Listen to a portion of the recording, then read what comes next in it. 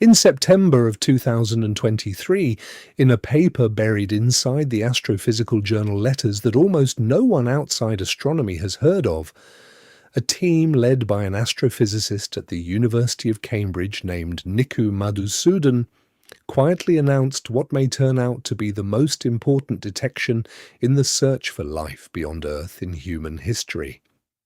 A faint chemical fingerprint in the atmosphere of a planet 124 light-years away, of a molecule that on Earth is made almost entirely by living things. The planet is called K2-18b. It sits in the constellation Leo, around a small red star you cannot see from your back garden, and it is just under 9 times the mass of Earth. The molecule is called dimethyl sulfide. The signal is right at the edge of what the most powerful telescope ever built can see, and the team has been more careful, more guarded about what they do not yet know, than almost any other group working in this field. But what they cannot quite rule out when they look at the data is that something on the surface of K2-18b is alive. Here is the thing that makes this story unlike almost any other in modern astronomy. We have been listening to the universe in one form or another for about 100 years. We have built radio dishes the size of football fields. We have flown telescopes 1,000,000 miles into space. We have spent decades pointing the most expensive instruments human beings have ever built at the night sky, and we have heard in all that time almost nothing. The galaxy, by every measurement we have ever made, is quiet. And then, 3 years after the launch of the most sensitive telescope we have ever flown, in the spectrum of one small world 124 light-years away, a faint pattern in the data suggested, very softly, that the silence might not be complete. If you find that as fascinating as I do, hit subscribe. Pour yourself something warm, get comfortable and settle in. Because tonight we are going to walk slowly through one of the strangest and quietly most important results in modern astronomy. And by the end, when you look up at Leo on a winter evening, the sky will not feel quite the same. Now, let's ease into it. Part 1. The little planet we almost did not find. K2-18b was not supposed to exist in the catalogue we have of it today by the time we found it. The mission that found it was, by all reasonable measures, broken. That mission was called Kepler. The story of how it came to exist is, in many ways, more remarkable than the story of what it found, and it is worth telling very briefly before we go any further. The principal scientist behind Kepler, William Barucki, spent the better part of 20 years arguing for its existence against a NASA review panel that 4 times in a row refused to approve it. The first proposal was rejected in 1992, the second in 1994, the third in 1996, the fourth in 1998.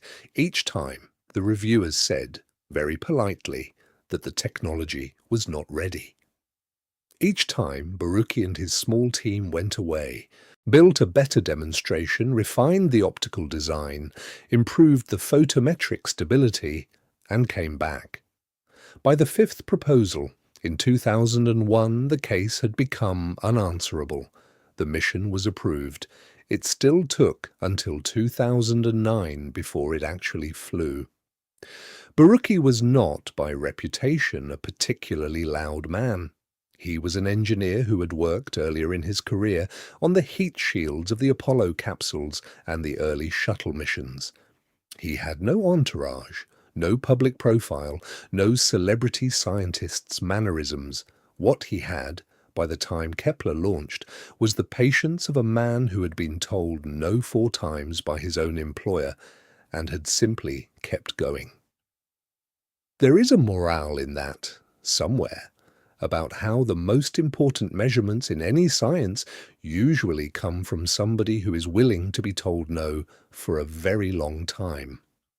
We will come back to that in a different form before this story is done.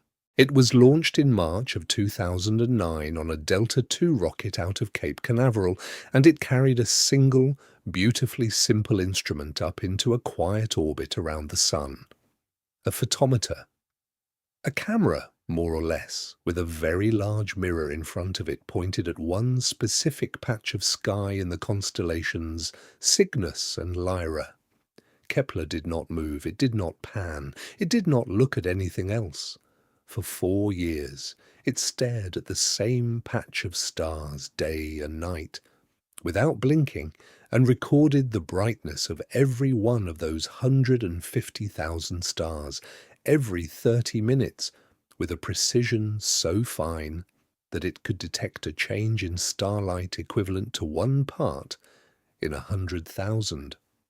The reason it was looking that hard at a brightness change that small was that it was waiting for shadows, specifically the shadows of planets. The principal scientist behind the mission was a man named William Barucki, an engineer at NASA's Ames Research Center, who had been arguing for the better part of 2 decades that, if you stared at enough stars for long enough with a sensitive enough detector, you would eventually see one of them dim very slightly as one of its planets passed in front of it from your point of view. The dimming would last a few hours. The shape of the dip would tell you the size of the planet. The interval between dips would tell you the length of its year. And if you saw the dip again on the same star at the same interval 3 or 4 times in a row, you would have, for the first time in human history, a reliable, repeatable way of finding worlds around other stars. Barucki was right. The mission worked. By the time Kepler had been on station for 4 years, it had identified more than 1,000 confirmed planets and another 4,000 candidates that were almost certainly real. It had, more or less single-handedly, turned the question of whether other stars have planets from a matter of speculation into a matter of statistics. Almost every star, the data said, has at least one planet. Many have several. The galaxy was no longer a sea of stars, it was a sea of solar systems. And then, in May of 2013, Kepler broke. It did not explode, it did not lose its instruments. What broke were 2 of its 4 reaction wheels. Reaction wheels are spinning metal discs inside a spacecraft that allow it to orient itself very precisely in 3 dimensions by adjusting how fast they spin. Kepler needed 3 of them working at all times to hold its position steady enough to do the kind of photometry the mission required. With 2 wheels failed, the telescope began to drift. Its precise pointing degraded. The dips it was looking for, fractions of a percent of starlight over a few hours, were no longer cleanly distinguishable from the wobble of the spacecraft itself.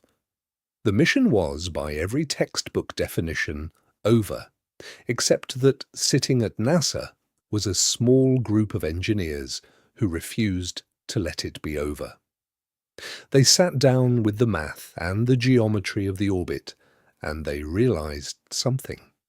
If you tilted Kepler so that its solar panels were pointed almost directly at the Sun, the pressure of sunlight itself, which is small but non-zero, could act as a third stabilizer.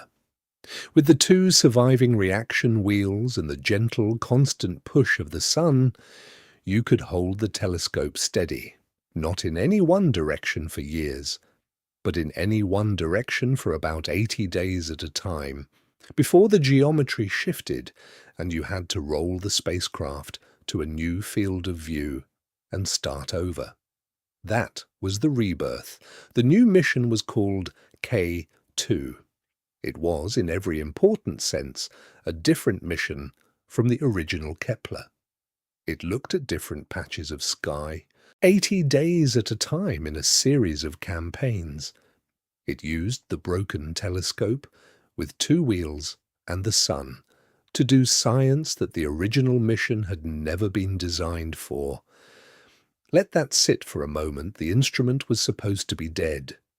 The engineers got it back on its feet by leaning it against the sun. In the first campaign of the K2 mission in 2014, in the constellation Leo, the telescope's gaze passed over a small, dim red star with the catalogue designation EPIC 2 019125552. The star was unremarkable.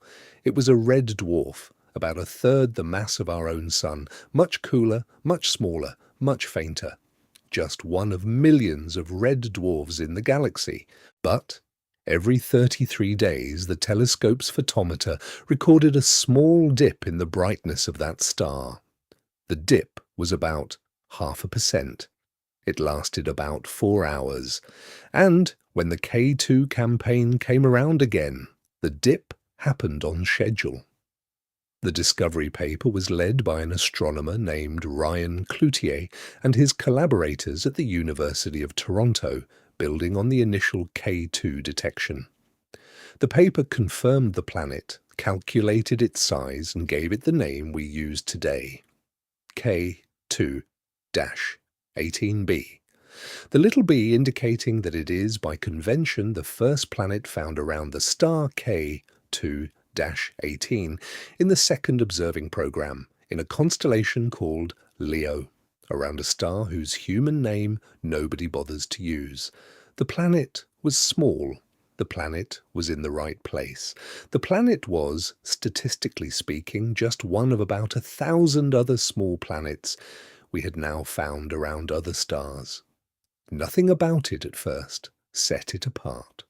What set it apart came later, when somebody decided to look at its atmosphere. Part 2. How we know what is in the air on a world we cannot see. To understand what comes next in this story, you have to understand a fact that, on the surface of it, sounds almost impossible. We can measure the chemicals in the air of a planet 124 light-years away. We have, in fact, been doing it now for the better part of 25 years. And the way we do it is, in its physics, very simple. The hard part is the engineering. The technique is called transmission spectroscopy.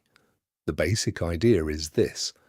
When a planet passes in front of its star, from your point of view, most of the starlight you receive comes directly from the star, untouched. But a tiny sliver of that light, a thin shell at the edge of the planet's silhouette, has not gone through nothing. It has passed through the very edges of the planet's atmosphere on its way to your telescope, and atoms and molecules in that atmosphere absorb light at very specific wavelengths. Water vapor absorbs at one set of wavelengths. Methane absorbs at another. Carbon dioxide at a third. Each molecule has its own fingerprint, a pattern of dark lines etched onto the spectrum of any light that passes through it.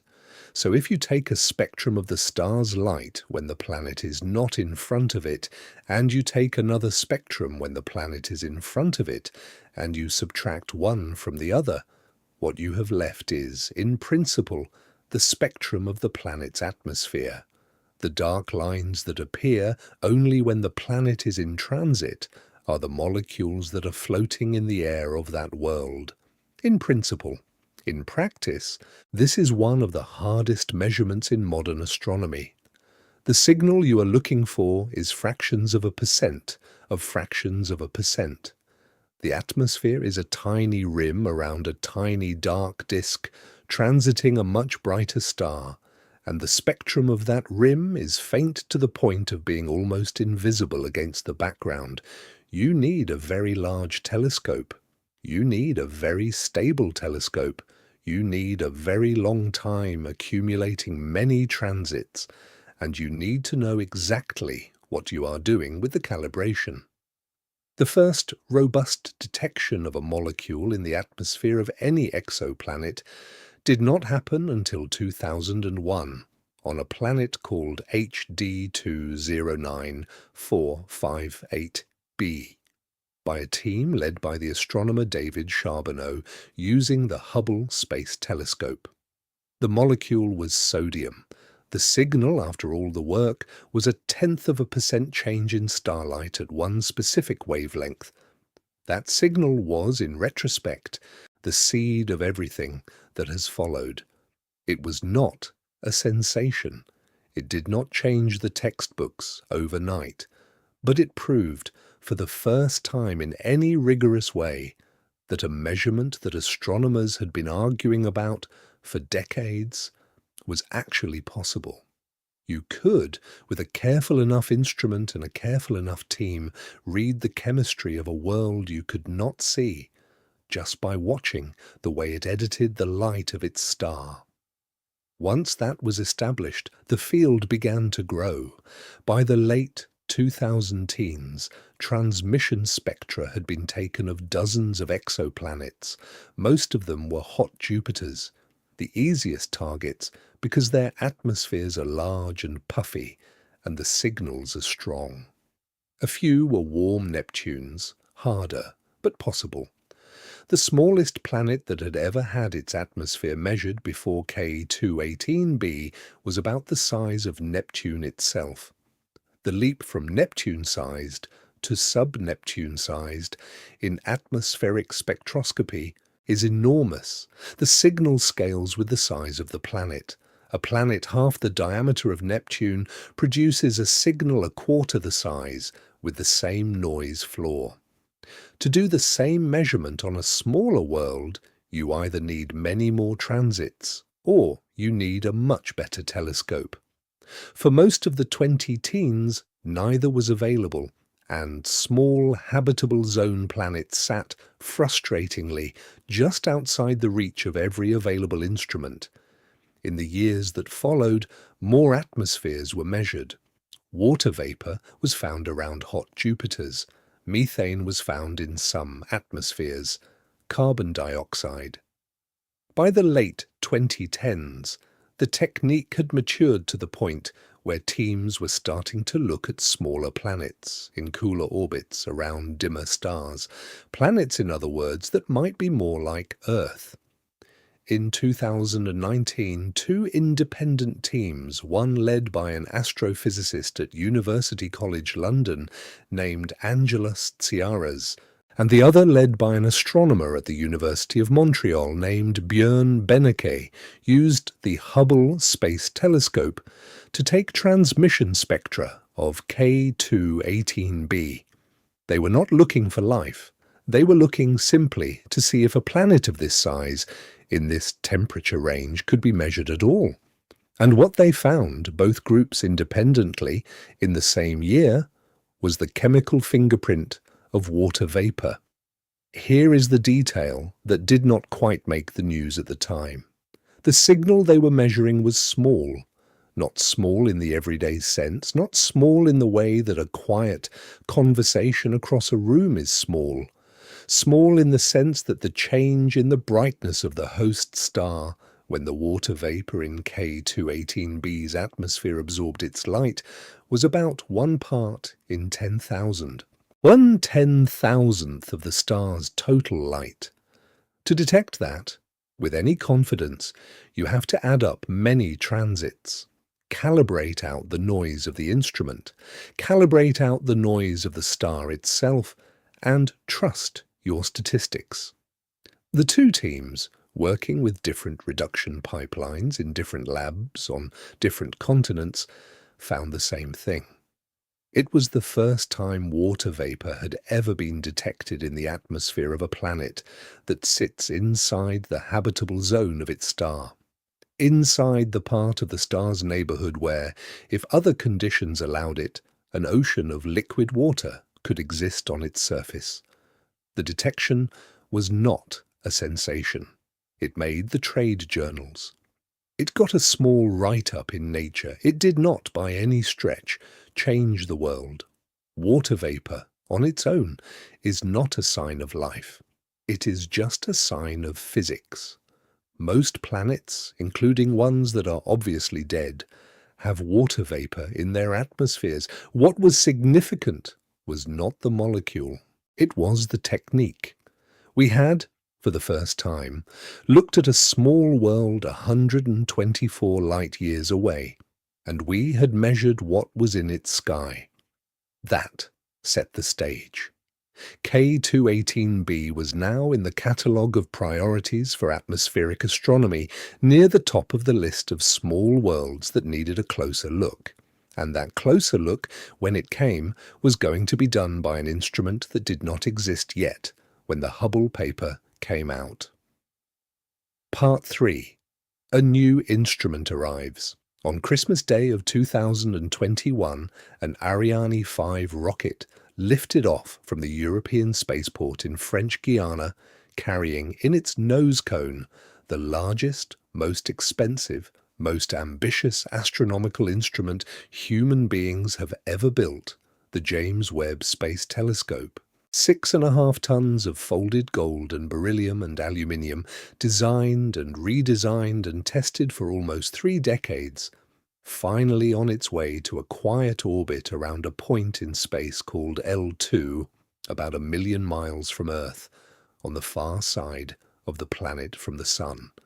For the first 30 days of its journey, the telescope unfolded itself. The mirrors swung out, the sun shield the size of a tennis court deployed in 5 gossamer layers. The telescope cooled down, slowly, to its operating temperature of about minus 220 degrees Celsius, colder than the surface of Pluto.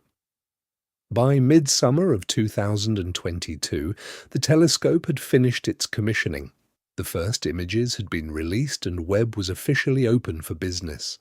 What Webb was built for, more than almost anything else, is the chemistry of small worlds.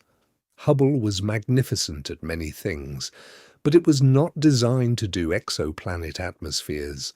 It happened to be capable of it just barely, in certain wavelength ranges. Webb is the opposite. Webb was designed from the ground up to look at the infrared part of the spectrum, the wavelengths where most of the molecules in a planetary atmosphere have their strongest fingerprints: methane, carbon dioxide, water, ammonia, the biosignature gases, the gases that, on Earth, are the ones that say something is alive. The telescope has 4 science instruments. The 2 that matter for the K2-18b story are called NIRISS and NIRSPEC. NIRISS is the near-infrared imager and slitless spectrograph. It can take a spectrum of a star at the same time as it images it, across a broad range of wavelengths in one shot. NIRSPEC is the near-infrared spectrograph. It does the same thing, but at higher resolution in a different wavelength band. Together, they cover the parts of the infrared where the chemistry of a sub-Neptune planet is loudest. It is worth a brief pause to note how unusual the telescope itself is. The primary mirror is not one piece, the way Hubble's was. It is 18 separate hexagonal segments, each about 1.5 meters across, made of beryllium, coated in a thin layer of pure gold, which were folded up like origami inside the rocket fairing for launch and unfolded in space into a single mirror 6.5 meters across. The folding was necessary because no rocket built by human beings could carry a mirror that size in one piece. The unfolding had to be perfect. There were 344 single points of failure in the deployment sequence, each of which, if it had failed, would have ended the mission. Every single one of them succeeded. The unfolding, when it was finally complete in early 2022, was, by some measures, the most complex spacecraft deployment ever attempted, and one of the few times in modern engineering history when a piece of one-of-a-kind, no second chance, no rescue possible hardware worked exactly as designed. On the first try, without a single failure, on the first attempt. The sun shield beneath the mirror is a 5-layer shield the size of a tennis court, made of a thin polymer called Kapton, coated with aluminium and silicon. Each layer is thinner than a human hair. The 5 layers, working together, reduce the heat from the sun by a factor of about 1,000,000 between the side facing the sun and the side facing the telescope. Without that shield, the telescope would not be cold enough to do infrared astronomy. With it, the back of the telescope sits at about -220 degrees Celsius, cold enough that the telescope can detect the heat signatures of objects across the universe without being blinded by its own warmth. In early 2023, the team led by Nikku Madhusudhan at Cambridge, working with Webb's Science Operations Centre and a coalition of collaborators across several countries, observed K2-18b transit its star. They observed it twice. They built, from the data, a transmission spectrum of the planet's atmosphere with about 1,000 times more sensitivity than the Hubble work of 2019. What they got back, when the data was reduced, was the cleanest, most detailed atmospheric spectrum of any small habitable zone planet ever obtained. Part 4. What the data showed. The first thing the spectrum showed, unambiguously, was methane. In large quantities. The methane signal in K2-18b's spectrum was loud, sharp, and absolutely indisputable. It is, even today, the most confidently detected molecule in the atmosphere of any sub-Neptune in the catalogue. Methane is everywhere on this planet. It is a major part of the air. The second thing the spectrum showed was carbon dioxide. Also unambiguous, also large. CO2 is, on Earth, one of the central molecules of climate, of life, of the carbon cycle. It is a stable, common, atmospheric gas. Its presence on K2-18b is not, by itself, surprising. It is consistent with almost any model of the planet's atmosphere. Here is the absence that mattered more than the presence. The third thing the spectrum showed was, in some ways, even more important than what it did show. It was what was missing. Specifically, ammonia. Ammonia is the chemical NH3, the same gas that gives strong cleaning products their smell. In a deep, hot, hydrogen-rich atmosphere, like the atmosphere of a small gas giant or a mini Neptune, ammonia is supposed to be everywhere.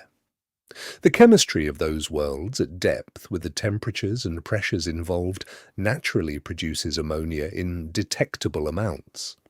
Every model we have of mini-Neptunes predicts that if you took a transmission spectrum of 1, you would find ammonia in the air.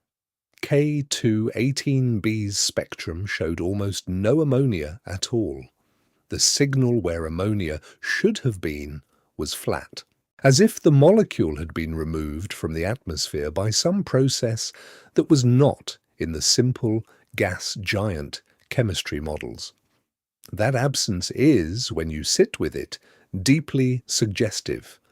There is one easy explanation for it. If, beneath the hydrogen-rich atmosphere we were seeing, there were a layer of liquid water, an ocean. Ammonia is highly soluble in water. If you have a planet with a thick hydrogen atmosphere on top and a global liquid water ocean underneath, and the two are in contact, the water will scrub the ammonia out of the air. The atmosphere we see at the top will look exactly like K2-18b's spectrum. Lots of methane, lots of CO2, almost no ammonia. The model fits the data so tightly that, when the team published the result, this was their headline finding.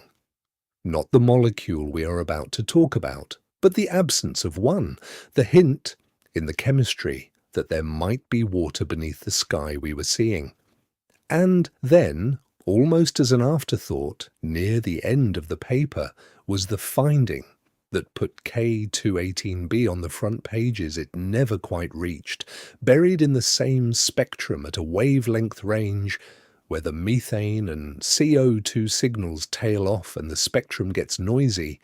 The team's models picked up a faint, ambiguous but real-looking signature of a fourth molecule. The molecule was dimethyl sulfide. The detection was not strong. It was at about 3 sigma, in the language of statistics, which means it has about a 1 in 700 chance of being a random fluctuation in the data. By the standards of physics, this is not a discovery. By the standards of we are paying attention, it is not nothing either. The team flagged it.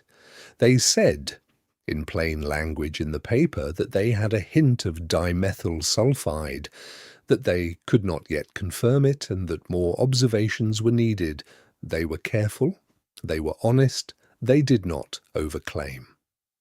Let me sit with that for a second. They had in their hands a chemical fingerprint of a molecule that on Earth is made almost entirely by living things, in the atmosphere of a planet 124 light-years away, in the habitable zone of its star, with the chemistry of an ocean underneath.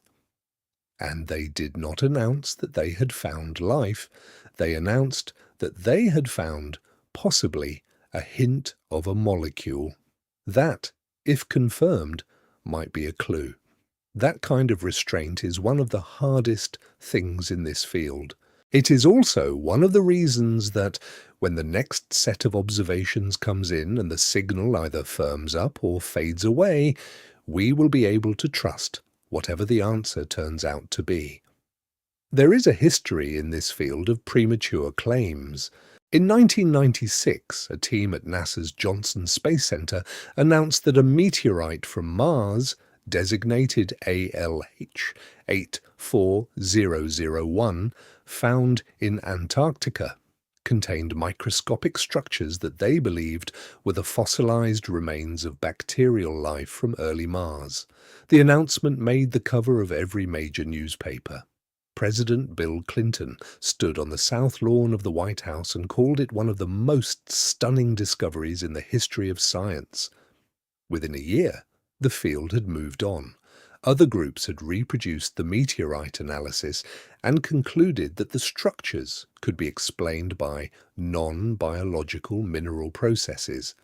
The worm-like shapes were almost certainly not life. The carbonates that surrounded them were not deposited by organisms. The case, 20-some years later, is mostly considered closed. The meteorite was not, after all, a fossil. That episode, more than almost any other, taught the field how careful it needs to be. Extraordinary claims about life are not just extraordinary in their implications. They are scrutinized, and if they fail to hold up, they damage the credibility of the field for years afterwards. The Cambridge team at the centre of the K2-18b story knows this history. So does every reviewer of every paper they have published. So do the editors of the journals. The careful, hedged language of the original paper is not an accident. It is a discipline learned by a community that has been burned before and that has resolved not to be burned again. The good news is that this time the data is much better. A JWST transmission spectrum is not a meteorite, with all the contamination uncertainties that came with it. It is a measurement taken by a known instrument of a planet that other groups can independently observe. The case, whichever way it turns, can be resolved. We can, in this story, do something we could not do for ALH 84001. We can take more data. Part 5. Here is where it starts to mean something else. Here is where the story shifts, from the part that is about chemistry and instruments and signal to noise, to the part that is about what kind of world K2-18b actually is. Because if K2-18b is what some of the data suggests it is, then we have not just been measuring the air of an ordinary planet. We have been measuring the sky of something we did not know existed.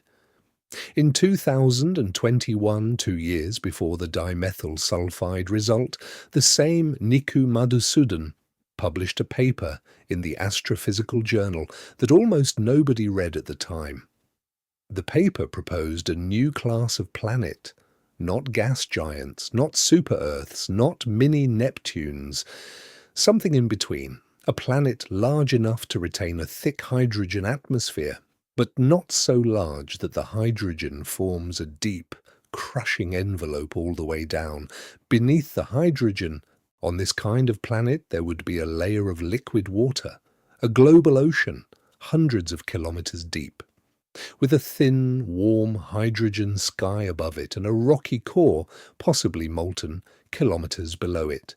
He gave this hypothetical class of world a name, Hycean, from hydrogen and ocean. Hycean planets, in the model he proposed, would be relatively common in the galaxy. They would be, in many ways, easier to detect than Earth-like worlds, because their hydrogen atmospheres are puffy and large and produce strong transmission spectra. They would, if they exist, expand the definition of habitable zone enormously, because under a hydrogen atmosphere with its powerful greenhouse effect, an ocean can stay liquid much further from the star than under an Earth-like atmosphere. Hycean planets, in other words, could exist around stars that are too cold, too dim, too small to have habitable Earth-like worlds, and they would still have liquid water on their surfaces. There is an important physical reason that Hycean worlds, if they exist, would be common. The transition between rocky planets like Earth and gas giants like Neptune is not a sharp line. It is a gradient. Planets that are too small to hold on to a thick hydrogen atmosphere lose that gas to space over millions of years and become rocky. Planets that are too large to lose their hydrogen keep it and grow into ice giants and gas giants. In between, there is a band of planet sizes, roughly 2 to 4 Earth radii, where the atmosphere can be thick but not crushing, and where, beneath that atmosphere, the chemistry of liquid water at the surface might just be possible. K2-18b sits squarely in the middle of that band. The Kepler and K2 missions between them found that this band of planet sizes is, in fact, the single most common kind of planet in our galaxy. There are more sub-Neptunes than rocky Earths. There are more sub-Neptunes than gas giants. The most numerous kind of world in the Milky Way is the kind we do not have, and it is also the kind that the Hycean hypothesis says might be the most habitable.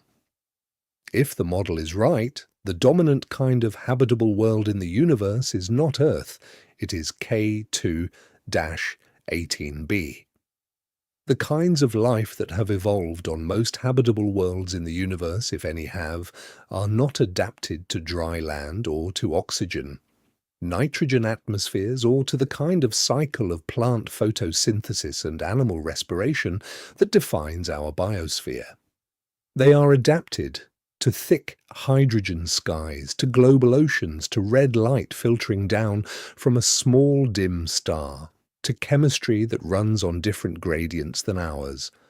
We are, in this picture, the unusual ones. The familiar pattern of life that we know is statistically a niche. It was an elegant hypothesis. It was also, when published, just a hypothesis. There was no Hycean world we knew about. There was no spectrum of a Hycean world to compare to a model. The paper was, for a while, an interesting speculation sitting in the literature, waiting for somebody to find a planet that matched it. K2-18b matched it almost exactly. The size was right, the mass was right, the orbit was right, the temperature was right, under the model.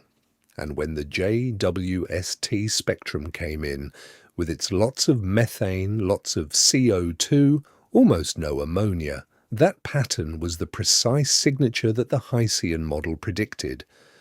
The hypothesis the team had published 2 years earlier on the basis of theory was, when the data finally arrived, what the data appeared to show. That is when the dimethyl sulfide signal, faint as it was, became something more than a spectroscopic curiosity. Because if K2-18b really is a Heysian world with a global liquid water ocean beneath its hydrogen sky, then the molecule they had found in the air, at 3 sigma, at the edge of the noise, was a molecule that, on Earth, would have come almost entirely from one source, a living one. Part 6. A molecule that, on Earth, only life makes. To understand why dimethyl sulfide is the molecule that astronomers get excited about when they find traces of it on a planet that might have an ocean, you have to know a little bit about where it comes from on Earth. And the answer, it turns out, is one of the more beautiful pieces of biogeochemistry we know. The molecule has the chemical formula CH3-S-CH3. 2 methane fragments joined by a single sulfur atom in the middle. It is, in lab terms, a small, simple, slightly volatile organic compound. It smells faintly like the sea.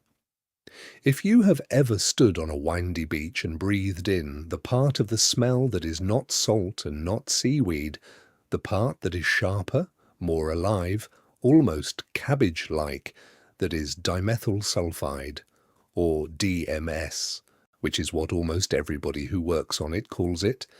DMS is everywhere in the air over the world's oceans.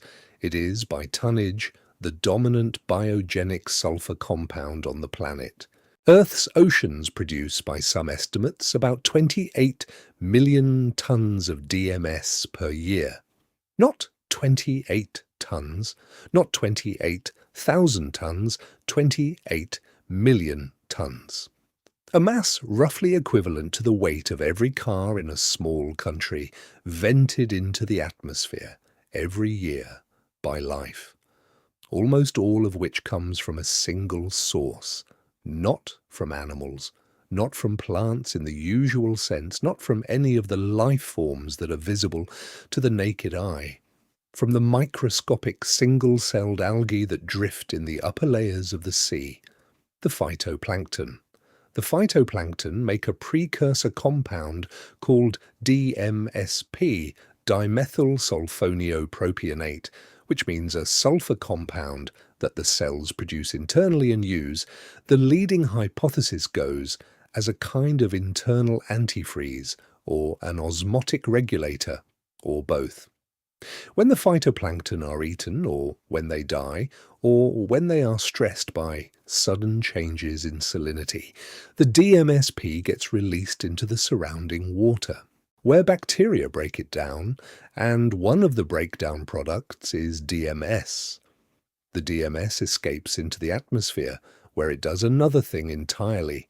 It rises into the upper troposphere, gets oxidized, and the oxidation products act as cloud condensation nuclei, tiny particles around which water vapor can condense to form droplets, and droplets can grow to form clouds.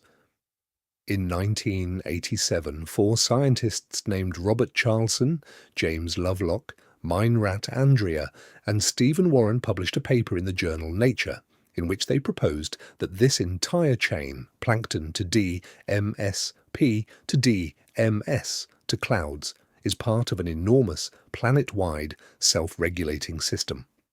The CLAW hypothesis, as it became known, suggested that the phytoplankton are, in effect, helping to regulate the climate of the Earth. When the climate gets warmer, the plankton bloom, more DMS is released, more clouds form, more sunlight is reflected, and the climate cools. The loop runs the other way too. The CLAW hypothesis was bold. It is, even today, debated. Some of its predictions have held up, some have not. But the central claim that DMS is one of the principal mechanisms by which Earth's living oceans communicate with Earth's atmosphere, is broadly accepted. The smell of the sea is, in a sense, the smell of the planet's metabolism. What matters, for our story tonight, is the very beginning of that chain. The DMS in Earth's air is, by the best estimates anyone has, more than 99% biological in origin. Volcanoes produce some sulfur compounds, but very little DMS specifically. There are some industrial sources, but they are recent, small, and mostly in places like paper mills. There are no known natural geological processes on Earth or anywhere else we have studied that produce DMS in quantities that would compete with what the plankton produce. The planet's DMS comes, almost entirely, from things that are alive. There is a particular kind of phytoplankton called the coccolithophores, which have small armoured plates of calcium carbonate around their bodies and which are responsible for a disproportionate fraction of Earth's DMS production. They are not large. A single coccolithophore is a few thousandths of a millimetre across, but when conditions are right, they bloom in vast, drifting clouds, sometimes thousands of square kilometres in extent, visible from orbit as bright turquoise patches in the otherwise dark blue of the open ocean. Those blooms are, in a real sense, the planet exhaling. The DMS rising off them feeds the atmosphere above. The cloud condensation nuclei seed the cumulus that drift inland, and the coccolithophores themselves, when they die, sink to the bottom of the ocean and lay down the white chalk cliffs that, in places like the south coast of England, are still visible thousands of years later. The relationship between life and weather on this planet is much closer than it appears from the surface. The clouds that drift over your house tonight are partly the consequence of microbes you cannot see. The smell of the sea is the breath of those microbes. The dolphins and the whales that swim in those waters are eating the krill that eat the phytoplankton that produce the molecule we are looking for on K2-18b in its tiny chemical fingerprint, 124 light-years away. There is a continuous chain. The molecule is, on this planet, woven into the fabric of life so tightly that taking it out would unmake the climate. This is why, when a molecule like dimethyl sulfide turns up in the atmosphere of an exoplanet, even at 3 sigma, even tentatively, even with all the appropriate caveats, the people who think about biosignatures pay attention. Because on every world we can compare it to, including the only world we know of with life, the production of DMS is, overwhelmingly, biological. That does not mean that DMS on K2-18b, if it is really there, has to be biological. We do not, yet, know all the abiotic chemistry that can happen in the atmosphere of a Hycean world under the spectrum of a red dwarf star. There may well be photochemical pathways we have not modelled. There may be unusual surface chemistry. There may be sources we have not thought of. But the starting position, given everything we have ever measured anywhere, is that DMS in significant amounts is the kind of molecule that life makes. Let me sit with that for a moment. The team at Cambridge was looking at a planet 124 light-years away, and they could not rule out that what they were seeing in the air was the chemical signature of a planet's metabolism. Part 7. The Voices of Caution.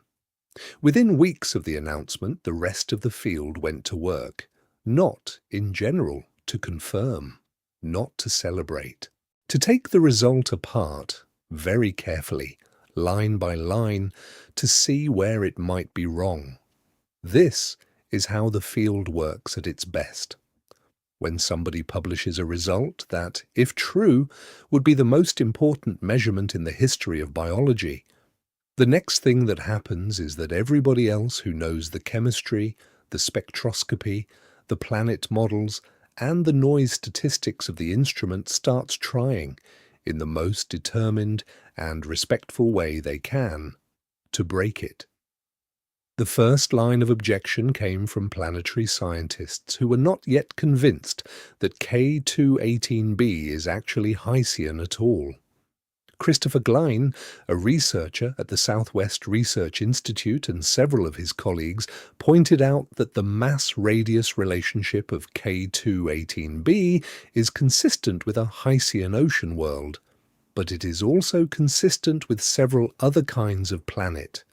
It could be a small mini-Neptune with a deep gas envelope going all the way down to a magma surface and no liquid water at all. It could be a planet with an atmosphere on top of a layer of supercritical water, neither liquid nor gas, where chemistry would be very different from what life as we know it can use. The data, as it stands, cannot uniquely identify which kind of world K2-18b is. The ocean interpretation is consistent, it is not the only one. The second line of objection came from atmospheric chemists who pointed out that, in the unusual conditions of a Hycean atmosphere, photochemical reactions driven by the ultraviolet light from the host star might be able to produce DMS without needing life at all. Red dwarfs are different from our own Sun in one important way. They emit a much higher proportion of their light in the ultraviolet, especially when they flare. K2-18 is a relatively quiet star, but it is still a red dwarf. The ultraviolet flux at the top of K2-18b's atmosphere is, depending on stellar activity, comparable to or higher than what reaches Earth's atmosphere. In a hydrogen-rich environment with sulfur compounds drifting up from below, those ultraviolet photons can drive chemistry that, on Earth, simply does not happen. Some preliminary modelling since the result has suggested that abiotic DMS production at low levels is not impossible. The third line of objection came from spectroscopists, who reminded everybody that a 3 sigma signal is, statistically speaking, exactly the kind of signal that has, in the past, sometimes turned out to be wrong. 3 sigma means there is a 1 in 700 chance, in any given measurement, that the signal you are seeing is just a random fluctuation. That sounds like a small chance. But when you consider the number of wavelengths being scanned, the number of planets being studied, the number of teams reducing the data with slightly different pipelines, the appearance of 1 or 2 3 sigma signals across the whole field, by chance alone, is essentially guaranteed. Every few years, in this field, a 3 sigma signal appears in some atmosphere somewhere, and a few years later, with more data, it goes away. The DMS signal might be that, or it might not. Until more data arrives, we cannot tell.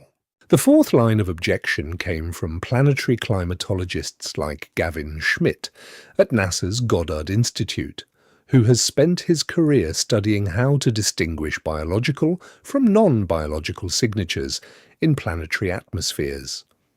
Schmidt and others pointed out, gently but clearly, that the bar for declaring a biosignature has to be extremely high.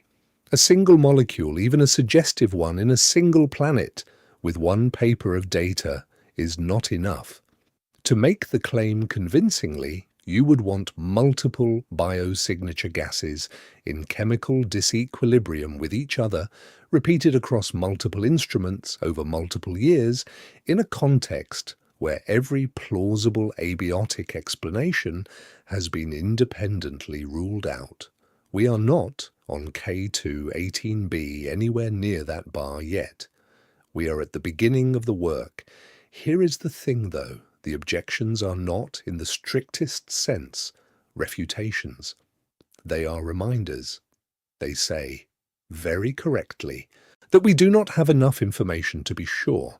They do not say that the DMS signal is not there. They do not say K2-18b is definitely not Hycean. They do not say that what we are seeing is not what it seems to be. They say, instead, the older and harder thing. Wait, take more data, be careful, do not run. Carl Sagan used to say that extraordinary claims require extraordinary evidence. The team at Cambridge, the critics, and almost everybody who has weighed in on this since are all saying the same thing in slightly different ways. K2-18b might be the most important planet ever found, or it might not be. We do not know yet. But for the first time in any planet we have ever measured, that question is no longer absurd. I am not saying that K2-18b has life on it. I am not saying that the dimethyl sulfide in its atmosphere is biological. I am not saying that the team at Cambridge has, in 2023, accidentally answered the oldest question our species has been asking. What I am saying is something quieter than that. What I am saying is that a faint, tentative 3 sigma signal on a planet that fits a model that predicts a global liquid water ocean, of a molecule that on Earth is made almost entirely by living things, in the constellation Leo, is the kind of result that 20 years from now, when the data is much better, may turn out to be either a fluke or the most important paragraph in the history of biology. And the only way to find out which is to keep listening. There is one more layer of caution worth mentioning, because it goes to the heart of how science actually progresses. Even if the dimethyl sulfide signal is real, and even if K2-18b really is a Hycean world, the conclusion that life is the source is the last one that will be ruled in, not the first. Scientists call this the standard of inference to the best explanation. And it is the same standard that the medical community uses for new drugs and that courts use for evidence. You do not announce that a molecule in an alien atmosphere is evidence of life until you have, with as much rigor as humanly possible, ruled out everything else. Photochemistry, geochemistry, surface processes you have not modeled, stellar contamination of the spectrum, instrumental artifacts, reduction pipeline systematics. Each of those has to be eliminated one by one before life moves from being one possible explanation to being the only remaining one. That process, in fields where it has been done well, takes years. It took years for the discovery of cosmic microwave background radiation to be widely accepted. It took years for plate tectonics to become consensus. It took years for the Higgs boson to be confirmed at 5 sigma after the first hints. The K2-18b dimethyl sulfide question, even if everything goes as well as it possibly could, will probably take a decade. We will, in that decade, see the field collectively shift its weight, lean into the question, gather more data, write more papers, argue more carefully, and slowly converge on an answer. Or we will see the signal fade, and the field will turn, with the same patience, to the next planet. Either outcome is a kind of progress. The progress is not in the answer. The progress is in the question becoming answerable. Part 8. What follow-up observations need to do. To answer the question, the field needs more data. Specifically, it needs more transits of K2-18b observed by JWST, with both NIRISS and NIRS-PEC, and possibly with the mid-infrared instrument MIRI, which can pick up wavelength regions that the near-infrared instruments cannot reach. Each transit is a single event. The planet only crosses in front of its star for a few hours. Every 33 days, each transit gives you a noisy spectrum that you have to combine with previous ones to push the noise down. To go from a 3 sigma DMS signal to a 5 sigma confirmation, the field will probably need somewhere between 5 and 20 additional transits, depending on stellar activity, calibration, and luck. Time on JWST is precious. Here is the scale of the competition for it. There are hundreds of teams competing for every hour of observing. The K2-18b program has been allocated additional time in subsequent observing cycles, and other groups have been awarded follow-up time as well. By the late 2020s, we should have, between all the programs, enough additional transits of K2-18b to either confirm the DMS signal at high confidence or to demonstrate that the original signal was a fluctuation that has now faded. Either result by itself will be one of the most important findings of the decade. Beyond JWST, there are other instruments coming. The European Space Agency has a mission called Ariel, the Atmospheric Remote Sensing Infrared Exoplanet Large Survey, scheduled to launch in 2029. Ariel will not match JWST in raw sensitivity, but it will dedicate its entire mission to atmospheric spectroscopy of about 1,000 exoplanets, from hot Jupiters to small temperate worlds. K2-18b will be on its target list. The European Extremely Large Telescope, the ELT, will see first light from a mountaintop in the Atacama Desert in Chile around 2028. With a 39-meter primary mirror, 4 times the diameter of any current optical telescope, the ELT will be able to do atmospheric spectroscopy from the ground at a sensitivity that nobody has had before. It will almost certainly contribute to the K2-18b story.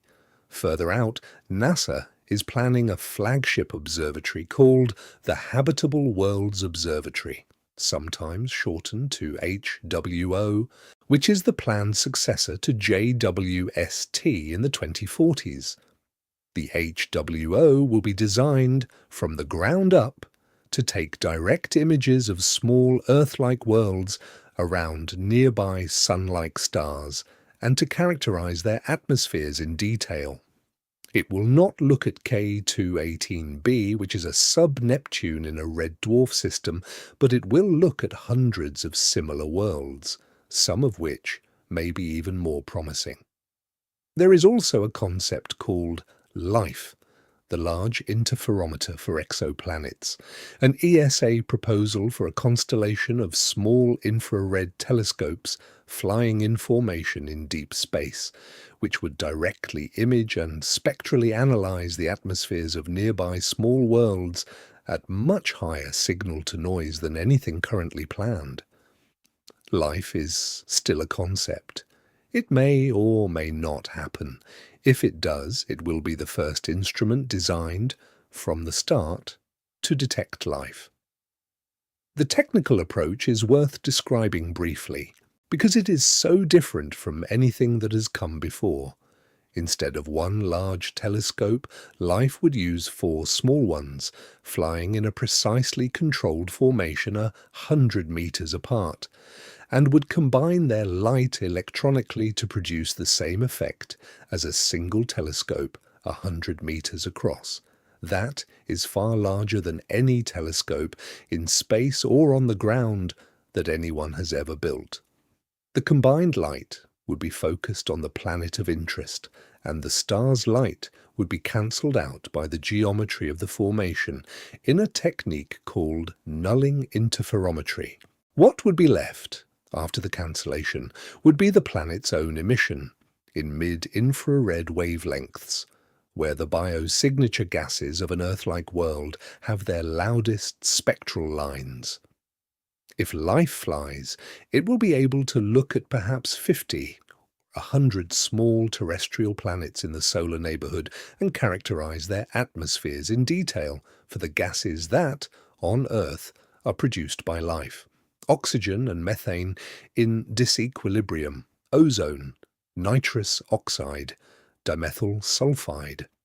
the full suite.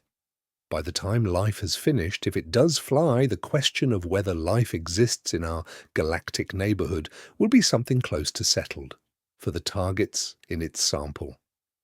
Between all of these, between JWST and Ariel and the ELT and the HWO and possibly life, the field is converging on a timescale of about 10 to 20 years.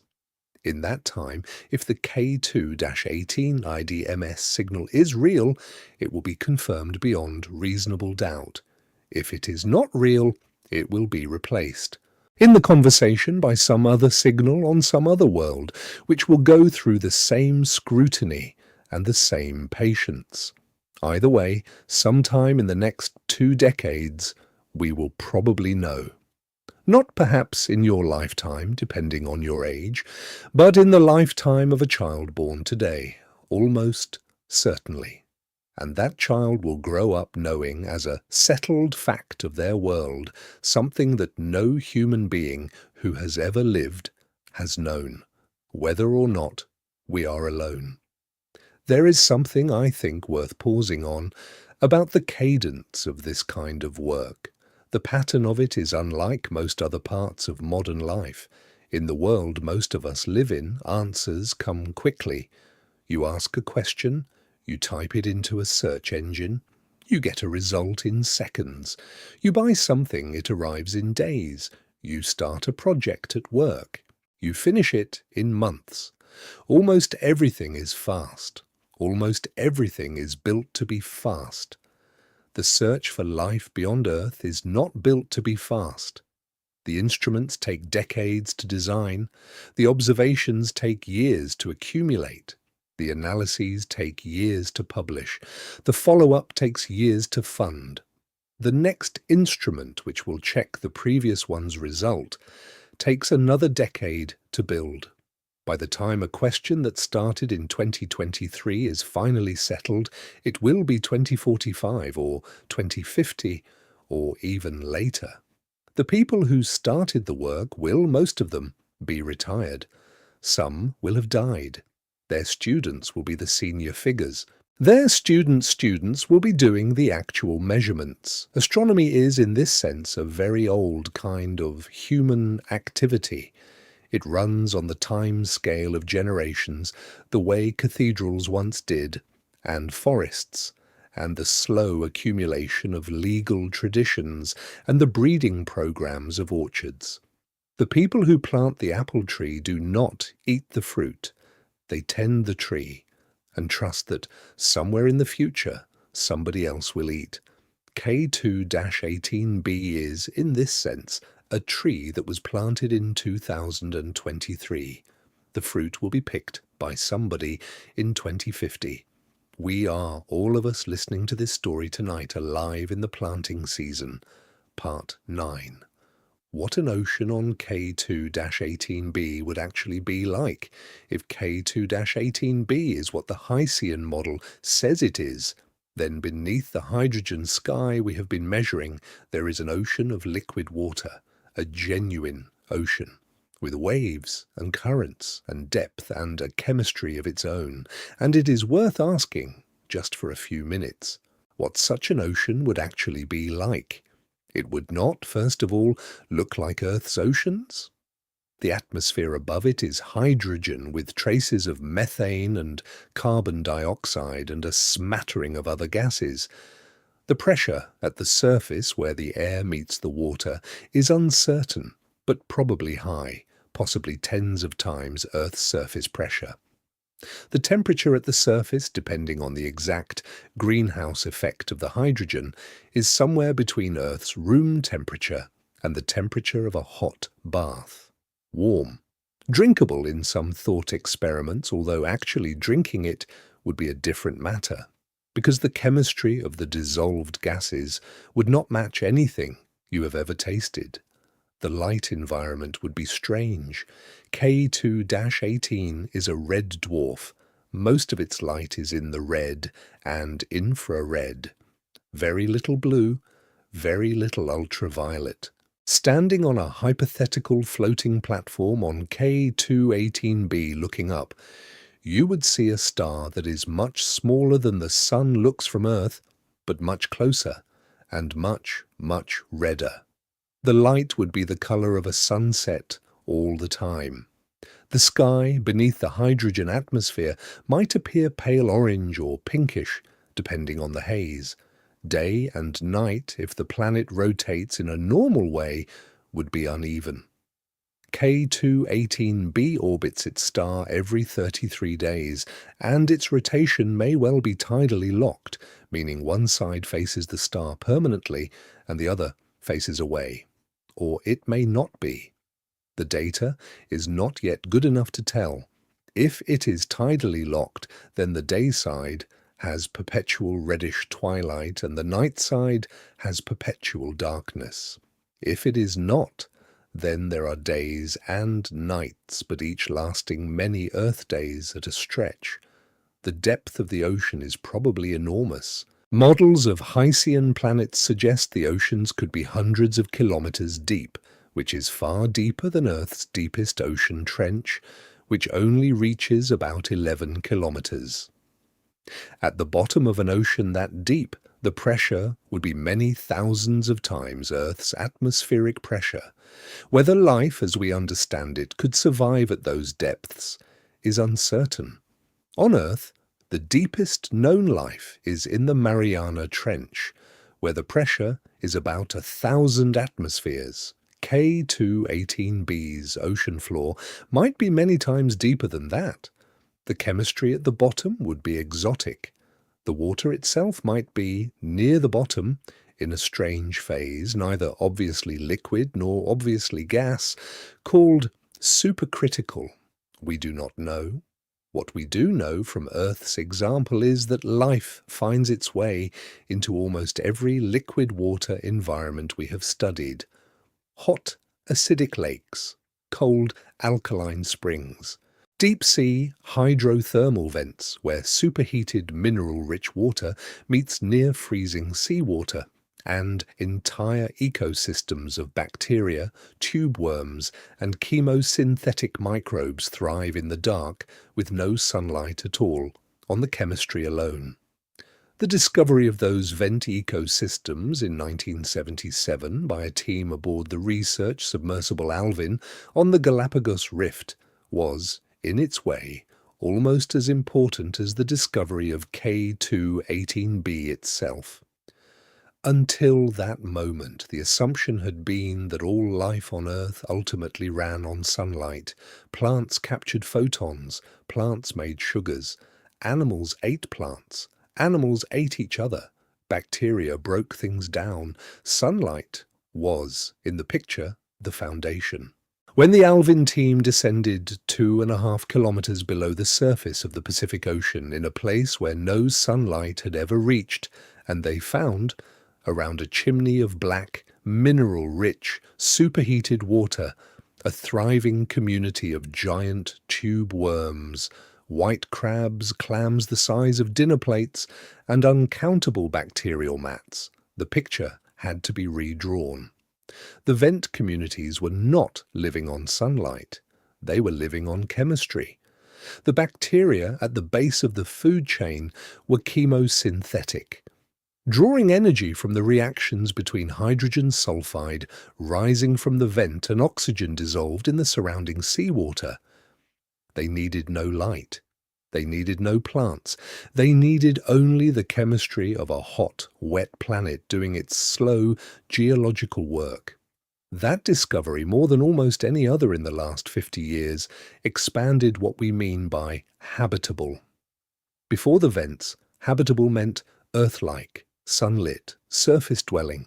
After the vents, habitable meant any environment with liquid water, energy gradients, and the right chemistry, regardless of light, regardless of pressure, regardless of how strange the surroundings looked to a human eye.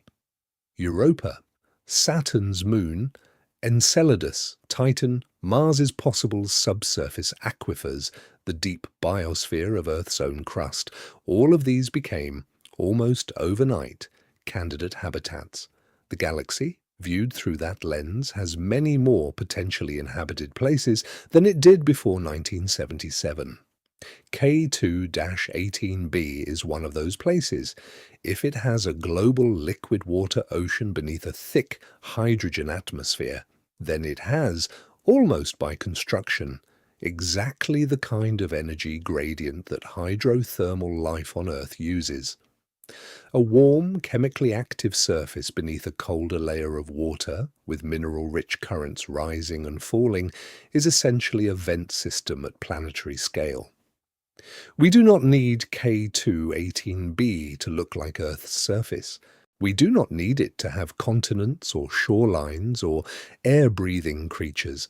We need it only to have the kind of ocean that, on Earth, the smallest life has been thriving in for nearly 4 billion years. Let me sit with that for a second. Life on Earth.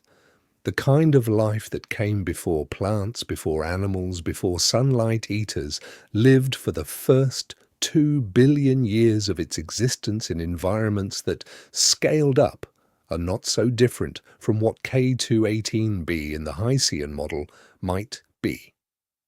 The dominant kingdom of life on this planet by mass and by metabolic diversity is still the bacteria, and the bacteria can live almost anywhere there is water and energy, regardless of whether anything else can. If K2-18b has a global ocean with even moderately interesting chemistry, then by the standards of how robustly Earth life adapts, the conditions for some kind of life would not be obviously absent. Life on K2-18b would not be human-like. It might not even be cellular in the way we are used to, but the basic ingredients, liquid water, energy sources, complex organic chemistry, would all, plausibly, be present. To picture it, very briefly, you would have to set aside almost everything you think you know about how life looks on Earth. There would be no trees on K2-18b, no grass, no animals running on legs across continents because there are no continents. The planet, in the Hycean model, is a single global ocean with no land at all, hundreds of kilometers deep, beneath a hot hydrogen sky. The light filtering down from above is dim, reddish, slow, almost dusk-colored even at noon. The pressure increases with depth in great smooth gradients, with no shores to interrupt them, no shallow seas, no tidal pools, no places where land meets water, and the chemistry of 3 different worlds gets mixed. What there might be, instead, are layers.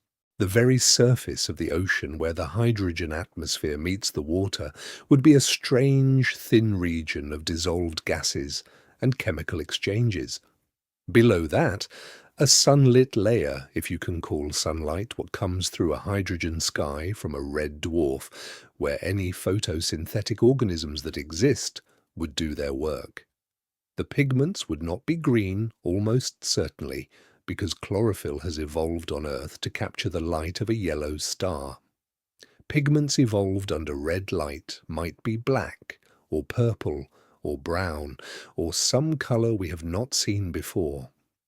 The early Earth, before the rise of green plants, may itself have had purple oceans, full of the older bacterial pigments that absorbed across a different part of the spectrum. K2-18b, if it has photosynthetic life, might look, from above, very like the early Earth that came before us. Below the photosynthetic layer, the ocean would deepen and darken, the chemistry would shift. The bacteria would become chemosynthetic, drawing energy from the gradients between layers, the way Earth's deep ocean bacteria do. The organisms might be very small, the way most of Earth's biomass is, and might never grow into anything that could be called large. The total mass of life on the planet might be enormous, distributed across an entire global ocean, and yet the organisms making it up might all be microscopic. There would be no trilobites, no fish, almost certainly, in any familiar sense. The complexity of the life, if there is any, might never reach the threshold where eyes are useful, where bodies can have shapes, where motion is purposeful. Or it might. We genuinely do not know. The deep history of Earth life shows us that, given enough time, simple cells can become complex cells, and complex cells can become tissues, and tissues can become bodies. Whether that progression happens on K2-18b or has happened or might happen in the future is a question that the chemistry alone cannot answer. The dimethyl sulfide signal, even if confirmed, will only tell us that the most basic level of biology is at work. What that biology has built on K2-18b will require an instrument that does not yet exist to find out. Whether they would be enough is a question we cannot answer from 124 light-years away. We do not know how life starts. We do not know how often it takes when conditions are favourable. We do not know if K2-18b has been geologically active long enough for life to have arisen, or whether it has the kind of element cycles, like the carbon cycle, that life needs to keep going once it appears. We do not even know if a hydrogen atmosphere is friendly to the kinds of metabolism we understand. There are reasons to suspect it might be. There are also reasons to suspect it might not be. But if life is there, and if it produces dimethyl sulfide, then the molecule we have been measuring in the spectrum is, very literally, the chemical signature of an alien biosphere reaching across the distance and arriving in a very small and quiet way at our own. Part 10. Why a red dwarf system might be the most common home for life. Here is something it took astronomers decades to come around to. The kinds of stars that are most common in our galaxy are not the kinds of stars we are most used to thinking about. Sun-like stars, the ones that resemble our own, the bright yellow dwarfs that have given us most of the science fiction we have ever written, are actually a minority. About 70 to 80% of the stars in the Milky Way are not like the Sun at all. They are smaller, cooler, dimmer, redder. They are red dwarfs. Red dwarfs are, on average, about half the mass of the Sun or less, and they emit a tiny fraction of the light. They are so dim that none of them are visible to the naked eye, even though the closest one, Proxima Centauri, is the nearest star to our Sun. They burn through their hydrogen so slowly, because their cores are smaller and cooler, that they live for hundreds of billions or even trillions of years. The Sun, which will live for about 10 billion years, is a brief candle compared to a red dwarf, which will burn steadily for 1,000 times longer. For a long time, red dwarfs were considered uninteresting for the search for life. They were too dim. Their habitable zones were too close in. Planets there would be tidally locked. The stars were prone to violent flares. The conditions seemed wrong. In the last 20 years, all of those objections have softened. Red dwarfs have been found to host the majority of small rocky planets we have detected. Tidal locking, while real, may not be a death sentence for habitability, because thick atmospheres can redistribute heat. Some red dwarfs are not violent flarers. K2-18 is one of the quieter ones, and the sheer number of red dwarfs and the sheer number of small planets in their habitable zones has made the field rethink what kind of star is most likely to host a habitable world. If life can exist around red dwarfs, the galaxy is full of cradles. There are 100 billion stars in the Milky Way. 80 billion of them are red dwarfs. Almost every one of them probably has at least one planet in its habitable zone. That is, very roughly, 80 billion potentially habitable planets just in our own galaxy. 80 billion, not 80. Not 80,000, 80,000 million. A number so large that even if life arises only one time in a million on a habitable planet, there would be 80,000 inhabited worlds in our galaxy alone. K2-18b is one of those worlds. Whether life is there or not, it sits in a category that, by sheer arithmetic, is the most common sort of habitable world the galaxy has. Its chemistry, even if it is wholly abiotic, is teaching us something we did not previously know about how the most common kind of habitable planet behaves. And if its chemistry turns out to be biotic, even partially, then we will have, in one careful Cambridge paper, transformed the search for life from an open question into a question with at least one positive answer. Here is where it gets philosophically strange. There is a real sense in which Earth and the Sun and the kind of star we orbit are unusual in our galaxy. Most life, if life is common at all, probably lives around red dwarfs, beneath thick atmospheres, on tidally locked worlds, under reddish twilight. Most life, if life is common, looks nothing like us, breathes none of what we breathe, sees none of the light we see. Earth's environment is, by the statistics of where habitable planets actually are, an outlier. Sun-like stars are the rare ones. Red dwarfs are the norm. If, in some other universe, you were to take an observer at random from all the conscious beings that exist anywhere, in any of these galaxies, the chances are overwhelming that they would not be on a planet like Earth, around a star like the Sun. They would be on a planet like K2-18b, around a star like K2-18.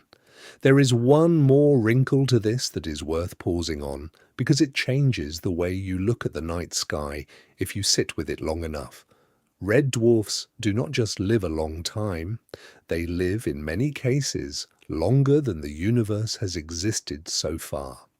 The age of the universe in our best current models is about 13.8 billion years.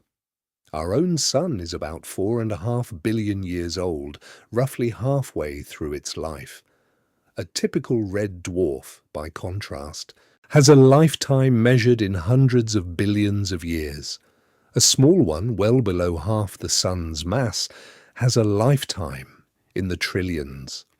Some of the smallest red dwarfs in the galaxy will still be burning steadily, fusing hydrogen, putting out their dim red light when our own sun has long ago swelled into a red giant, swallowed the inner planets, contracted into a white dwarf, and finally cooled into a black ember. Some red dwarfs will outlast not just our sun, but every yellow star in the galaxy. They will be the last stars left. If life around red dwarfs is possible, and we are still working out whether it is, then almost all the time that life will ever exist in the universe will be life around red dwarfs. The era of yellow stars, the era of stars like the sun, is brief. The era of red dwarfs is the long, slow, patient era that stretches forward, hundreds of billions of years past anything we will ever see. Earth life, by the cosmic clock, exists in the very first chapter of the long story. Most of the readers of that story, if there are any, will be reading by red light on planets like K2-18b long after our own world is gone. Let me sit with that for a second. We are early. Earth is early. The sun is early. The familiar blue-skied, yellow-starred kind of life that we take for granted is, statistically, the unusual case. The deep, slow, red-skied kind of life is, statistically, the normal case. K2-18b is, in this sense, less an exotic discovery than a glimpse of what habitable life will mostly look like when most of habitable life happens. Part 11. The Drake equation and what one answer would change. In 1961, a young radio astronomer named Frank Drake, working at the National Radio Astronomy Observatory in Greenbank, West Virginia, was preparing for a small private meeting on the question of whether other technological civilizations might exist in the galaxy and whether we might be able to detect them. He needed a way to organize the discussion. So, the night before the meeting, he sat down and wrote, on a chalkboard, a formula.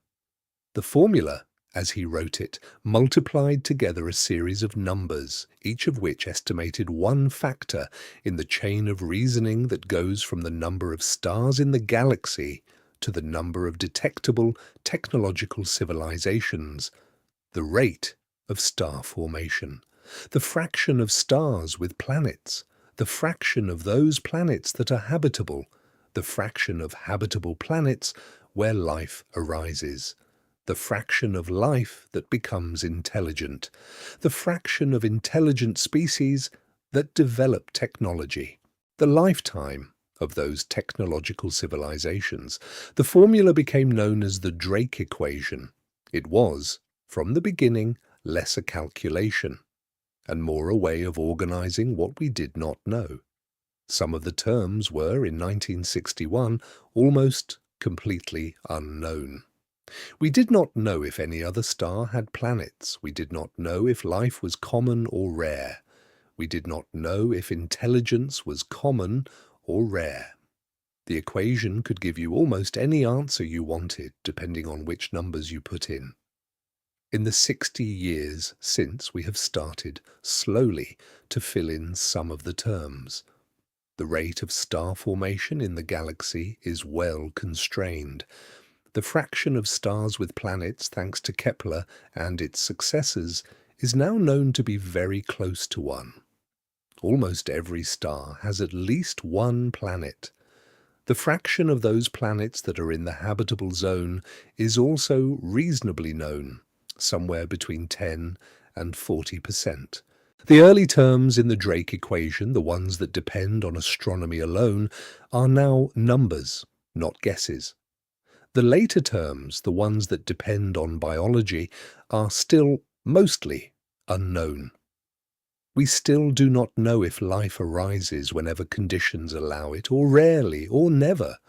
We do not know if life, once it arises, leads, in any reasonable timescale, to anything resembling intelligence. We do not know how long technological civilizations last on average before they end, by their own choices, or by accident, or by something else. There is a parallel, often discussed alongside Drake's, that comes from a much earlier moment. In 1950, the physicist Enrico Fermi at Los Alamos National Laboratory was having lunch with a few colleagues. The conversation drifted, the way conversations among physicists sometimes do, toward the question of whether intelligent extraterrestrial civilizations might exist.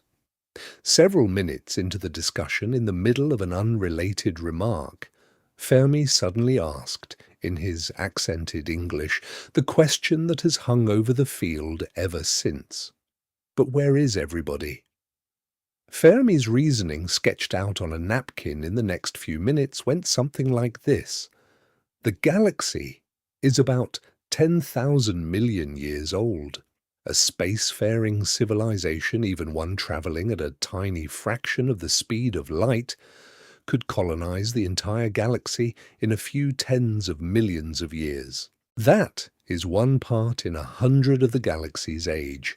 If even one civilization had arisen anywhere at any time in the galaxy's history and had been even modestly inclined to expand, the galaxy would by now be visibly inhabited.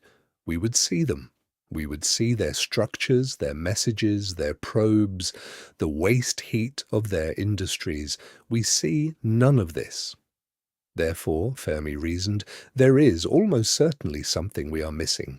What we are missing is what is now called the Great Filter. Somewhere in the chain that goes from a habitable planet to a galaxy-spanning civilization, there is a step that is, for almost all candidates, fatally hard to pass. The step might be very early, in which case life itself is rare and we are unusual, or the step might be very late, in which case life is common, intelligence is common, technology is common. And what is rare is the survival of technological civilizations long enough to make themselves visible. The two interpretations have very different consequences for our own future. K2-18b, if it has life, pushes the great filter, almost by force, to a later stage. If life arises easily on the very first habitable zone planet outside our solar system that we examine carefully enough, then the early step is not the filter. The filter is later. Some step between simple life and intelligent life, or between intelligent life and a long surviving civilization, is the bottleneck.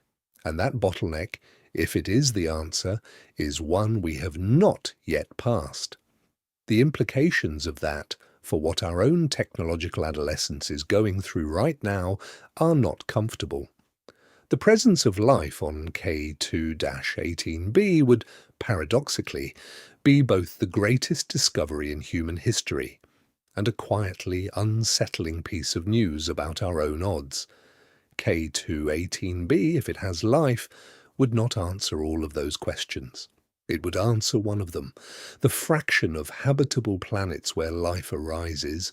If we look at the very first habitable zone planet outside our solar system that we examine carefully enough to detect a biosignature, and we find one, then the fraction of habitable planets with life is almost certainly not small. It is probably close to 1. Life is not rare. It is instead common, and Earth is just one of an astonishing number of places where it has happened. That alone, that one term in a chalkboard equation from 1961, would reshape almost every conversation about our place in the universe. The Fermi paradox, the question of why, if life is common, we do not see other civilizations, becomes much more pointed. The great filter, the hypothetical thing that prevents civilizations from rising to a level we would notice, becomes much more urgent to identify. The night sky, which has always been silent, becomes a different kind of silent. Not a silence of emptiness, a silence of something that we cannot yet hear. We did not set out to ask these questions, we set out to count how many planets there were. We got that answer.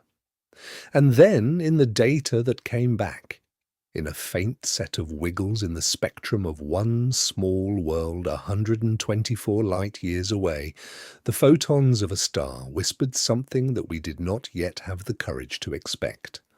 Part 12. What the next generation of telescopes will see. In the next 20 years, the search for life beyond Earth is going to move from being an aspirational question asked on the side of other research to being a primary, well-funded, multi-instrument, multi-mission program across every major space agency in the world. The K2-18b result is a part of why. The James Webb Space Telescope will keep observing K2-18b and other Hycean candidates for the rest of its operational life. Its current planned mission goes to the early 2030s. The propellant on board, by the most recent estimates, may allow operations into the 2040s, depending on how it is managed. Throughout that time, K2-18b will be one of the priority targets for atmospheric spectroscopy. By the end of JWST's mission, the question of whether the dimethyl sulfide signal is real will almost certainly be settled. Ariel, the European mission, will launch in 2029. Its full mission lasts about 4 years. Its goal is to characterize the atmospheres of about 1,000 exoplanets, building up the largest survey of exoplanet chemistry ever undertaken. K2-18b will be on its target list, and even if it is not the most sensitive instrument for this particular planet, it will provide an independent confirmation, with different systematics, of what JWST sees. The European Extremely Large Telescope on a mountaintop in Chile will see first light around 2028, with full operations in the early 2030s. The ELT will be the largest optical telescope on Earth, with a primary mirror nearly 40 meters across. It will be able to do atmospheric spectroscopy of K2-18b directly from the ground, which is something that is, at the time of writing, just barely possible with smaller telescopes and very difficult. The ELT will, by the second half of the 2030s, be doing routine spectroscopic monitoring of dozens of targets, K2-18b among them, and over a period of years it will accumulate a body of evidence about the atmosphere that no single instrument could match. Beyond all of that, the Habitable Worlds Observatory, the planned NASA flagship of the 2040s, will not look directly at K2-18b. K2-18b is a sub-Neptune in a red dwarf system, and the HWO is being designed to look at small Earth-like planets in Sun-like systems. But the HWO will, very likely, find a number of small Earth mass worlds in the habitable zones of nearby Sun-like stars. And if it does, and if their atmospheres show interesting chemistry, then K2-18b will go from being the only planet we have ever found that might be alive to being one of several. The first will not be the only one. By the time today's children are entering middle age, the catalogue of possibly inhabited worlds may number in the dozens. There is one more concept worth mentioning. The LIFE mission, the Large Interferometer for Exoplanets, is an ESA proposal for a constellation of small infrared telescopes flying in formation several thousand kilometers apart in deep space, combining their light to act as a single, very large telescope. If life is built, it will be able to image small, temperate planets directly, separating their light from their stars, and take spectra of those planets at sensitivity and resolution far beyond anything else planned. Life, if funded, is probably a mission of the 2040s at the earliest. But if the K2-18b result pushes the case for a dedicated life-finding mission strongly enough, life is exactly the kind of thing that gets built next. The point, taken across all of these instruments, is simple. The era when finding signs of life was a side project, done with general-purpose telescopes in the gaps between other observations, is ending. We are entering an era when finding signs of life is the main goal, with telescopes built specifically for it, with multi-decade observing programs, with international collaborations, with the kind of resources that get allocated to questions when the answer might actually arrive. Sometime in that era, almost certainly, the answer will arrive. K2-18b might be the first. It might not be. But the first will come. There is a question sometimes asked at the edges of all this work that I have not yet addressed because it is harder than the science. It is a question about why we are doing it at all. The honest answer, when you talk to the people who have given their lives to this kind of astronomy, is rarely the one you expect. It is rarely about practical applications. It is rarely about national prestige. It is rarely even about the abstract glory of discovery. The most common answer, when pressed, is something more personal. They want to know. They want to live in a universe that is not silent. They want, before they die, to be able to look up at the night sky and know whether the points of light are watched by other eyes or whether they are not. Whether the answer turns out to be yes or no, the question matters to them at a level that is closer to faith than to reason. That, in some way, is the deepest reason for the patience of the field. The work is hard, the answers are slow, the funding is uncertain, the careers are long and often thankless. But the question itself is a question that has been asked, in different forms, by every generation of human beings who have ever looked up. Are we alone? The Babylonians asked it in their own language.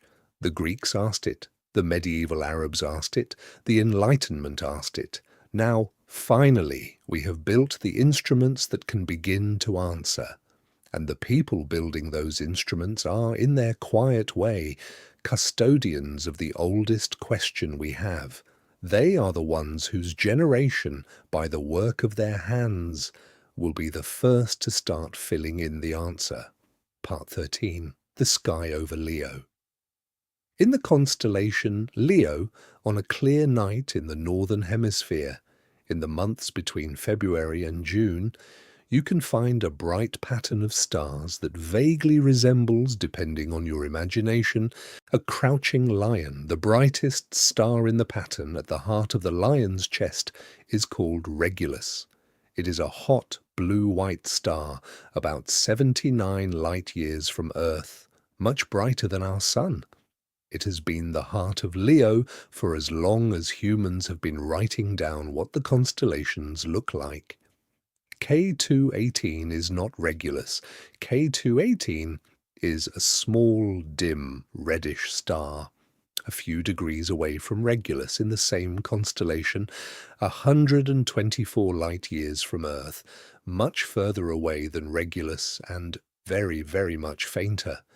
K2-18 has a magnitude, which is the astronomical measure of brightness, of about 13. The faintest stars you can see with your naked eye have a magnitude of about 6. Each magnitude is roughly 2.5 times fainter than the one before. K2-18 is, in absolute terms, about 1,000 times fainter than the dimmest stars you can see without help. To find it, you would need a smaller telescope or a good pair of binoculars under a very dark sky and a star chart that knows exactly where to point. But the star is there. The light from it that is reaching the Earth tonight left K2-18 around the year 1900. If you went outside tonight somewhere with very clear skies and you put a small telescope on the right star field and you let the light from K2-18 fall onto your eye, you would be receiving photons that started their journey when Queen Victoria was still on the throne of England. The world that the photons left on that night in 18-something was a world where most of human technology had not yet been invented. The photons travelled peacefully through the void for 124 years. They passed through the gas between stars. They were not deflected. They did not slow. And last night, or sometime in the past few years, they finally fell, some of them, onto the gold-plated mirrors of a telescope 1,000,000 miles from Earth, and onto detectors at the back of those mirrors, and into a stream of data that was sent back across the inner solar system and onto a hard drive in a control room in Baltimore, and from there into the analysis pipeline of a small team at Cambridge. That is what we have been doing tonight in this story. We have been sitting with photons that started a long time ago on a planet we cannot see, around a star we cannot see, and that have arrived, finally, with their tiny chemical message in front of human eyes. The constellation Leo itself, the lion shape that contains K2-18 somewhere in its body, has a long human history of its own that is worth a brief mention. The pattern was recognized by the Babylonians almost 4,000 years ago. They called it Urgula, the great lion, and they associated it with the goddess Inanna and with summer. The Greeks inherited the constellation and gave it the story we still half remember today of the Nemean lion. slain by Heracles in the first of his 12 labours and placed by Zeus in the heavens to commemorate the deed. The Romans took it from the Greeks. The Arabs preserved it, with their own additions, through the early Middle Ages. By the time European astronomy formalized the constellation in the 17th century, Leo had been a lion in the human imagination for somewhere between 3,000 and 4,000 years. For all of that time, every human being who looked up at Leo on a clear night was looking at K2-18 without knowing it. The star was speaking, and we were not yet able to listen. Not because the photons were not arriving, they were arriving every night in their slow, faithful, unbroken stream. Not because the chemistry was not in the air.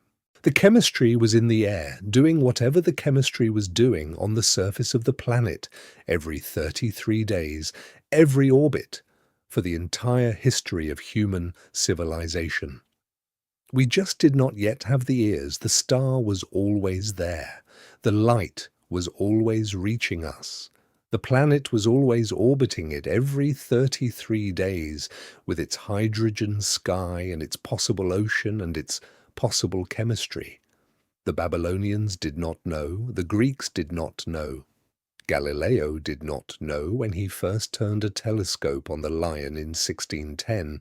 The astronomers of the Royal Observatory at Greenwich did not know when they catalogued Leo's brightest stars in the 18th century. Nobody knew until the 21st century that the Lion contained, in one of its small dim limbs, a planet that might be alive. That is, when you sit with it, almost the most beautiful part of the story. Every generation that has ever looked at Leo has been looking at K2-18b and not seeing it. The information was always travelling. The photons were always carrying it. We just did not have the eyes to read what they were saying. Now, finally, we do. The lion has been quietly speaking for as long as there has been a lion in our skies, and only now, in our generation, have we begun to listen. The message is small. The message is quiet. The message says, possibly, that something on the surface of the planet those photons left was, when they left it, alive. There are children alive tonight who, sometime in their adulthood, will probably hear the answer to that question read out as a settled fact. Some of you listening have grandchildren who are not yet born, who will grow up in a world where the question has been answered. Whatever the answer is, it will be one of the most important things their generation knows. They will know it because of work that began on a chalkboard in West Virginia in 1961. They will know it because of work that began with a broken telescope being rescued by sunlight in 2014. They will know it because of a paper that came out in a quiet journal in September of 2023, when most of the world was paying attention to other things. The patience of this work is one of its most beautiful features. We do not get to know in a day. We do not get to know in a year. We do not get to know in a decade.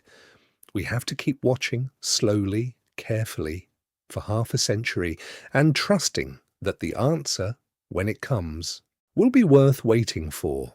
Here is the thing about listening, though. It is not passive. To listen well, especially across 124 light-years of vacuum, you have to build the right ear.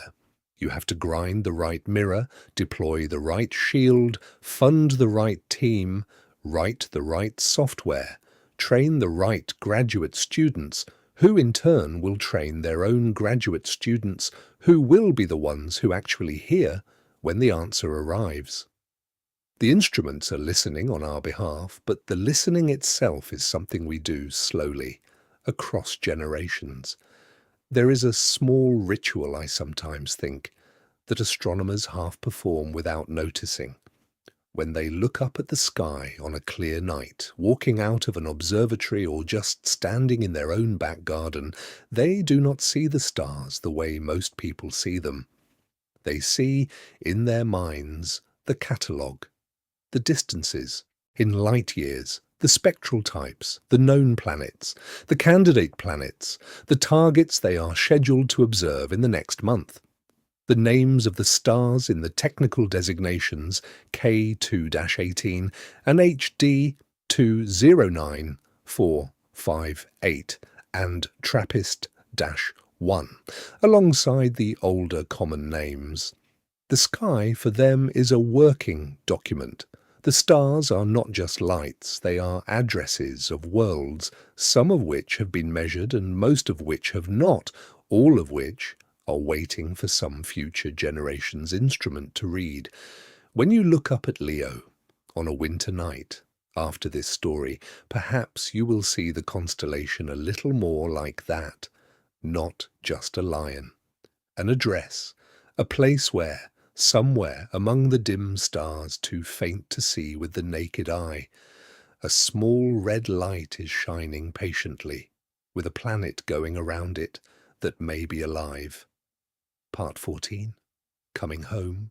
There is a photograph taken by the Voyager 1 spacecraft in 1990 from a distance of about 6 billion kilometers from Earth, in which the Earth itself appears, in a single one of the camera's pixels, as a tiny, almost invisible blue dot. Carl Sagan wrote a famous passage about that photograph. He said that on this small mote of dust suspended in a sunbeam, every human being who has ever lived had lived. Every general, every saint, every ordinary person who ever loved anybody, every story. There is a temptation when we contemplate other inhabited worlds to feel diminished, to think that if there are other places where life exists, then our own life is somehow smaller. That if K2-18b has its own organisms in its own ocean under its own red sky, our planet becomes less special by comparison. The opposite, I think, is true. If K2-18b has life, then life is not a strange and lonely accident. Life is something the universe does. It does it in many places, in many forms, under many skies, and we here are not isolated representatives of an unrepeatable trick. We are a part of a larger thing, a thing that includes the plankton in our oceans and the moss on our walls, and possibly, dimly, faintly, at 3 sigma, the metabolism of an alien biosphere 124 light-years away in Leo. That feels less like a diminishing and more like a homecoming. We are not the center of the universe. We never were. But neither are we a fluke. Life, if K2-18b is what it might be, is part of how the cosmos is arranged. And we are one small instance of a process that has happened somewhere, many times before, and will happen somewhere, many times again. There is a thought that recurs to me sometimes when I read the K2-18b papers about the strange privilege of being alive at this exact moment in human history. For all of the 100,000 years that something recognizable as a human being has walked the surface of this planet, the question of whether other worlds were inhabited has been an open one. The Egyptian priests did not know. The Greek philosophers did not know. The medieval theologians did not know. Galileo did not know. Newton did not know. Even Einstein, who did more than almost anybody to lay the foundations of the science that makes this measurement possible, never lived to see a single exoplanet detected. The first confirmed exoplanet around a sun-like star was not announced until 1995. In a paper by Michel Mayor and Didier Queloz at the University of Geneva on a planet called 51 Pegasi b. Einstein died in 1955. We are alive in the first generation in human history that knows other worlds exist, in the first generation that has measured their atmospheres, and in the first generation that has, in any rigorous way, found a hint of a molecule on one of them that could be biological. The probability, by any honest accounting, of being alive at this exact transitional moment is very small. Most generations of humans have lived without ever knowing, and most generations of humans, in the future, will be born already knowing. The window during which the question can be both open and being actively answered is narrow, perhaps 100 years, perhaps less. We are inside it. That is, I think, worth holding for a moment. The team at Cambridge has not said any of this in those words in any of their papers. They are very careful indeed, to stay close to what the data actually shows. But the implication is there, in the work, for anybody who wants to follow the threads to where they lead. K2-18b is not, yet, a confirmed inhabited world. It might never be. But the night sky after this paper looks different than it did before. There is now, in a small constellation in the spring evening, a star to which a question has been attached, that did not have a question attached to it 5 years ago. Whether the question gets answered yes or no, the question is now part of how we look up. We did not set out to ask this question. We set out, with a broken telescope and a stubborn engineering team, to count how many small planets there were. We got that. We were not expecting any of them to whisper back. And then, in the data that came back, on the 3rd or 4th pass, in a faint set of wiggles in the spectrum of one small world that we had not even noticed when we found it, the photons of a star 124 years old said something, very quietly, that we did not have the courage to expect. K2-18b is right where we left it. The molecule, if it is real, is still in the air. The next time we look, we will know more than we know tonight. And the time after that, we will know more still. Sometime in a generation or two, somebody will publish a paper that closes the question. Until then, on a clear night, when you are outside, and you can see Leo, and you cannot see K2-18 because no one without a telescope can, you can still know that the star is there. And you can know that around it every 33 days a small, dim, warm world passes between us and its red star, and in the air of that world, possibly, faintly, in a way we are still learning how to measure, there is the chemical fingerprint of something alive. That is enough for tonight. Sleep well. The galaxy will keep its question open until you wake. The lion is still in the spring sky. The faint red star, which you cannot see, is still where it was. The planet, which is far too small to see and far too far away to reach, is still going around it every 33 days in its hot hydrogen atmosphere, over its possible warm ocean, with its faint molecule of dimethyl sulfide drifting somewhere in its sky. None of that will change tonight. None of it will change tomorrow. The work of finding out what is really there is being done slowly by people you will never meet, on instruments you will never see, on a time scale that runs longer than your own. You can let it go for tonight. The question is in good hands. The next observing cycle will gather more transits. The next paper will refine the analysis. The next generation of telescopes will, in time, settle the matter. Until they do, the planet sits there, in Leo, with its quiet possibility. And we sit here on Earth with ours. The galaxy's not silent. The lion is speaking. We are finally beginning to listen. Good night.